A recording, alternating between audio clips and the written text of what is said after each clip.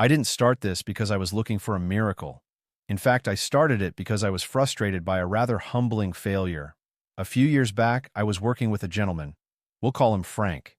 Frank was 78, sharp as a tack, and determined to maintain his independence. He was doing everything right, according to conventional wisdom. He was eating lean chicken breast for protein, drinking his whey shakes, and forcing down hard-boiled eggs, even though they didn't sit well anymore. But his blood work told a different story. His muscle mass was still slipping, his energy was cratering by 2 p.m., and his digestion? Let's just say those protein shakes were creating more problems than they solved. I remember sitting at my kitchen table, staring at his food diary, feeling like I was missing something obvious. Frank was eating enough protein. By the numbers, he was exceeding the recommended daily intake. So why was his body behaving like it was starving? That's when I stumbled onto something that completely shifted my understanding of nutrition, especially for those of us over 40, over 60, or moving into our 70s and beyond. It wasn't about eating more protein. It was about something else entirely, something that makes protein work 16 times harder once it enters your body. Here's what I want you to understand right up front. The conversation we've been having about protein for the last 20 years, it's incomplete. We've been so focused on how many grams of protein we're eating that we've completely ignored whether our bodies can actually access that protein. You see, you can eat a 12-ounce steak, a perfect grass-fed ribeye, but if your digestive system can't break it down into its constituent amino acids, if your stomach acid is too low, if your enzyme production has declined with age, then that steak might as well be a leather boot sitting in your gut. It's not feeding your muscles. It's not supporting your immune system. It's just rotting. What I'm going to share with you today is anchored in a concept called cephalic phase response. It sounds fancy, but it's actually one of the most elegant systems your body runs. The cephalic phase is simply the idea that your digestive system begins working before food ever hits your stomach. It starts the moment you see food, smell food, or even think about food. Your brain sends signals down the vagus nerve, that superhighway between your skull and your gut, and says, "Get ready, nutrients are coming." It triggers the release of stomach acid, digestive enzymes, and bile. It primes the pump. Now here's where it gets interesting for the 40-plus crowd. As we age, this cephalic phase response can become sluggish. The vagus nerve signaling weakens. The enzyme production slows down. And when that happens, even the highest quality protein becomes inaccessible. We're eating, but we're not nourishing. And that's the hidden driver of so much of what we call aging. The frailty, the muscle loss, the brain fog. It's not a lack of protein, it's a lack of protein assimilation. But there is one food, one simple thing you can eat once a day that bypasses all of these breakdowns. It doesn't rely on your stomach acid being perfect. It doesn't require a robust cephalic phase. It arrives in your system already broken down, already bioavailable, and it triggers a cascade of healing that makes every other protein source work 16 times harder. Let me walk you through how this works, step by step. The mechanism here is beautiful in its simplicity. When you eat this particular food, it doesn't sit in your stomach churning for hours. Instead, it sends immediate signals through the lining of your upper gastrointestinal tract. This is where the gut-brain axis comes into play. The gut lining is not just a passive tube, it's a sensing organ packed with immune cells and nerve endings. When this food touches the lining, it triggers what's called an enteric nervous system response. Your second brain lights up. This activation does three things. First, it stimulates the vagus nerve directly. The vagus nerve picks up that signal and carries it north to the brainstem, which then sends a message back down to the entire digestive tract saying, "Wake up, full alert. We're about to absorb something important." This vagal tone is critical for reducing inflammation throughout the body. It's the biological basis for that feeling of calm after a good meal. Second, this food contains compounds that signal the pancreas to release a gentle, steady stream of digestive enzymes. Not a massive flood that overwhelms the system, but a sustained release that creates the perfect environment for breaking down everything else you eat that day. It acts like a primer, preparing the soil of your digestive tract so that seeds can actually grow. Third, and this is the part that the supplement industry doesn't want you to know, this food provides amino acids in a format that is pre-digested. They're already broken down into dipeptides and tripeptides, tiny chains that your intestinal cells can pull in through specialized transporters without any heavy lifting. This is the 16X factor, because these amino acids don't have to wait in line for stomach acid to break them down. They enter your bloodstream within minutes, and when they arrive, they send a powerful anabolic signal to your muscles and your brain that says, repair time, growth time, now. So what is this food? It's something your grandmother probably kept in her pantry. It's something that traditional cultures around the world have revered for centuries. It's bone broth made the right way. Not the watery stuff in a cardboard box from the grocery store. Not the powder with additives and natural flavors. I'm talking about real, gelatinous, slowly simmered bone broth from animals raised properly. Now, I know what you might be thinking. Bone broth? That's the magic bullet? But here's the distinction that changes everything. Bone broth is not a protein shake. It's not a muscle builder in the conventional sense. It's a signaling food. It's a foundation food. It works by restoring the terrain, by fixing the soil so that the seeds you plant later, the chicken breast, the fish, the eggs, can actually take root. Let me walk you through the benefits, and I want you to listen for how each one connects back to this core idea of accessibility and signaling. Because once you understand this, you'll never look at food the same way again. We'll start at number 10 and work our way to the master benefit, the real secret that ties everything together. At number 10, bone broth provides a form of collagen that specifically targets joint health. Now, collagen is a word that gets thrown around a lot, but here's what's actually happening. As we age, the body's ability to manufacture its own collagen drops significantly. We lose the type 2 collagen that cushions our joints, that makes up the cartilage that keeps bone from grinding on bone.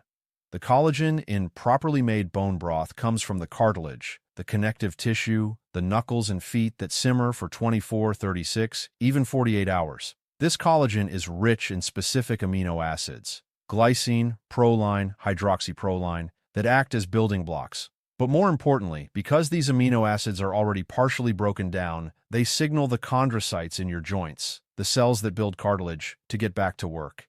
It's like sending a memo to the construction crew that the building materials have arrived, so they should clock in. Number 9. The gelatin in bone broth supports deep, restorative sleep. And this is where the conversation gets really interesting. Gelatin is cooked collagen, and gelatin is rich in glycine. Glycine is an amino acid that acts as an inhibitory neurotransmitter. When you consume it, especially in the evening, it lowers your core body temperature slightly and signals the brain that it's safe to power down. It calms the racing thoughts. But here's the mechanism most people miss. Glycine also helps regulate blood sugar overnight by improving insulin sensitivity at the cellular level. If your blood sugar dips too low at 2 a.m., your body dumps cortisol and adrenaline to bring it back up, and you wake up wide awake. Glycine helps prevent that roller coaster. So that cup of broth at night isn't just comforting, it's actively stabilizing your entire endocrine system while you sleep. Number 8, bone broth heals the gut lining. This is the foundation of everything. Your gut lining is only one cell thick. It's the barrier between the inside of your body and the outside world. When that barrier gets leaky, when the tight junctions between those cells loosen, partially digested food particles and bacterial toxins slip into your bloodstream. Your immune system sees these as invaders and launches an attack. That attack creates systemic inflammation. That inflammation drives everything from arthritis to brain fog to skin rashes. The gelatin and glutamine in bone broth are the preferred fuel source for the cells that line your gut. They actually tighten those junctions. They seal the barrier. And when the gut barrier is intact, the entire body calms down. The immune system can stop fighting phantom invaders and start doing its real job. Number 7, it supports liver detoxification. Now, I'm not going to use the word cleanse because that implies your liver is dirty, which it's not. Your liver is a sophisticated chemical processing plant. It works in 2 phases. Phase 1 uses enzymes to transform fat-soluble toxins into intermediate compounds. Phase 2 then grabs those intermediates and binds them to something water-soluble so they can be excreted through bile or urine.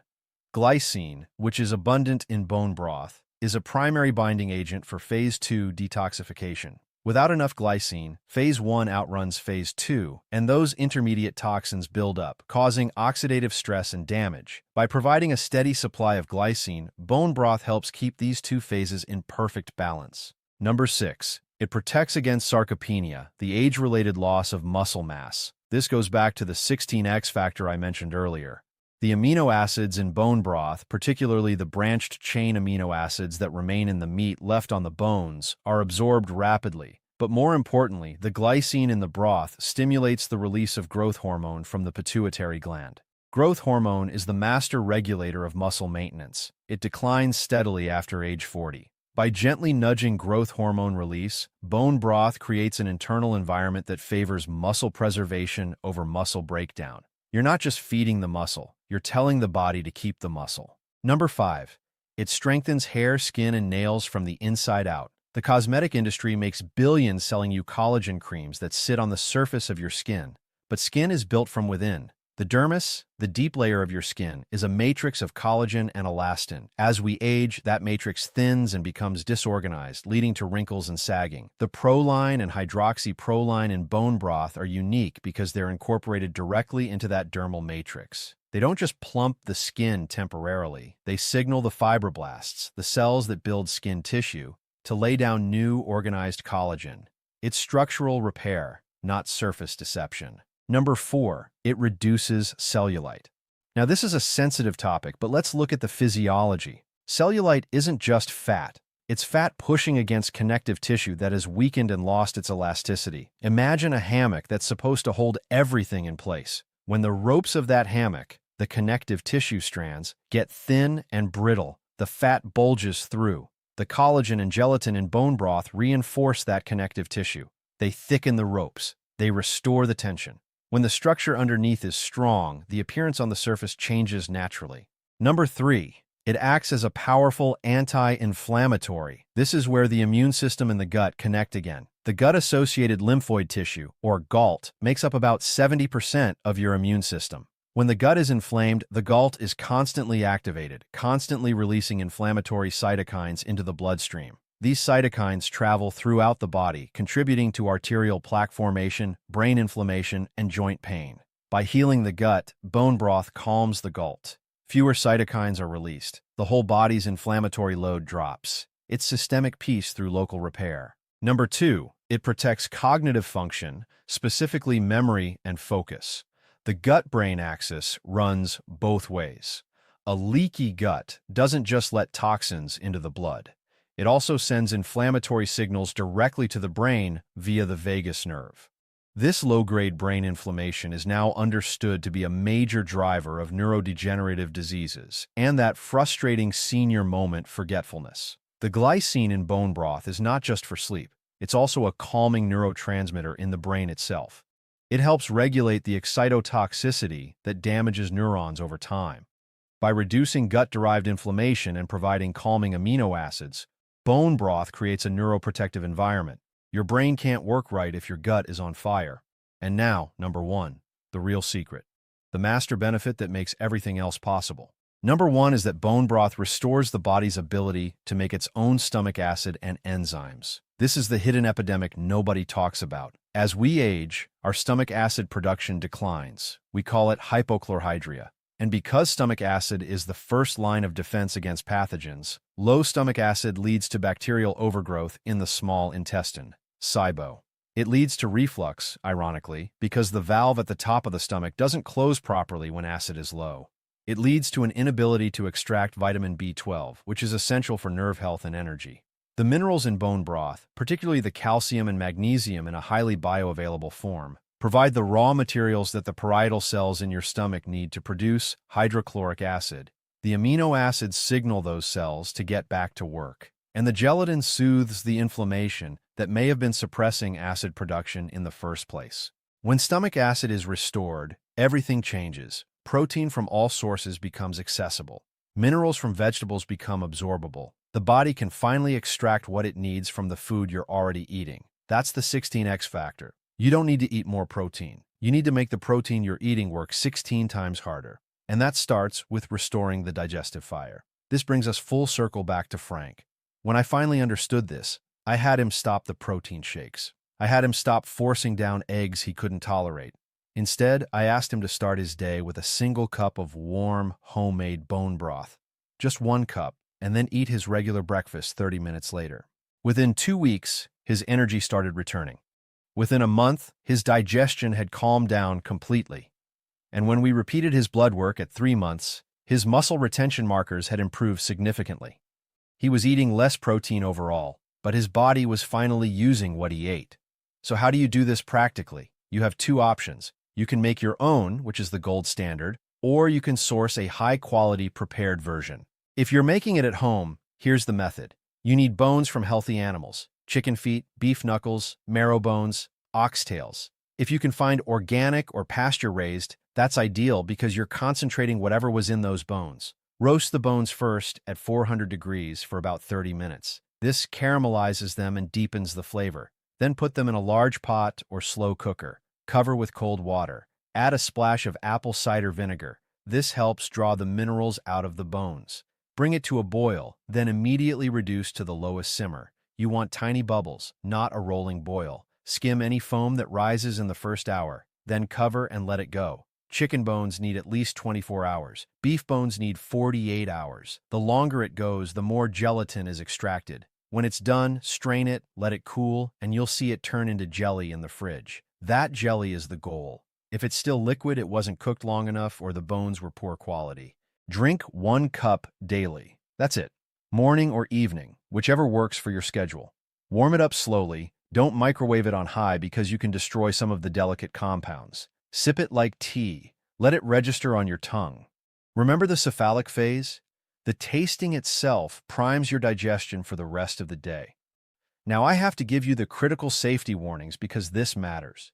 If you have a history of kidney disease or gout, you need to consult your healthcare provider before adding bone broth to your routine.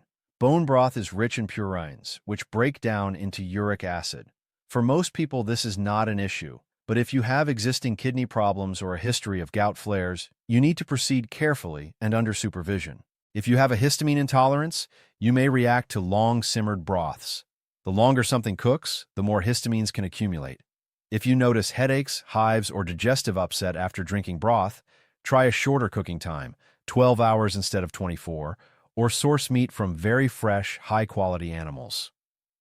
If you're taking medication for blood pressure, be aware that bone broth contains significant amounts of potassium and sodium. This is usually a good thing. It's great for electrolyte balance.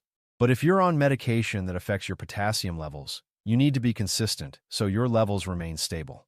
And finally, if you're allergic to the animal source, obviously avoid it. Chicken broth won't help you if you're allergic to chicken.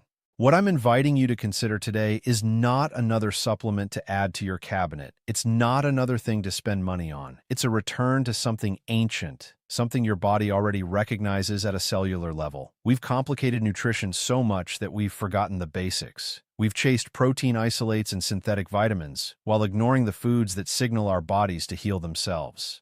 The science is clear. Protein without accessibility is useless. Muscle without the signal to maintain it will waste away. A brain without a calm gut will eventually fog over. And a digestive system without the raw materials to make acid and enzymes will leave you starving in the middle of plenty. So here's my question for you, and I'd love to hear your thoughts in the comments. Have you noticed that some foods just don't sit well anymore? Have you felt like you're eating all the right things but still missing something? Tell me your story. Share what you've tried, because this conversation is how we all get smarter. If you found this valuable, if this reframing of protein and digestion makes sense to you, please subscribe. Hit the notification bell. Share this with someone over 40 who keeps saying they just can't build muscle like they used to. And as you go through your week, think about this. Your body is not asking for more. It's asking for better. It's asking for food it recognizes, food that speaks its language. The broth is not magic. It's just a conversation starter. It reminds your body what it's supposed to be doing. And once that conversation begins, once the signals start flowing again, the healing isn't something you have to force. It's something your body remembers how to do on its own.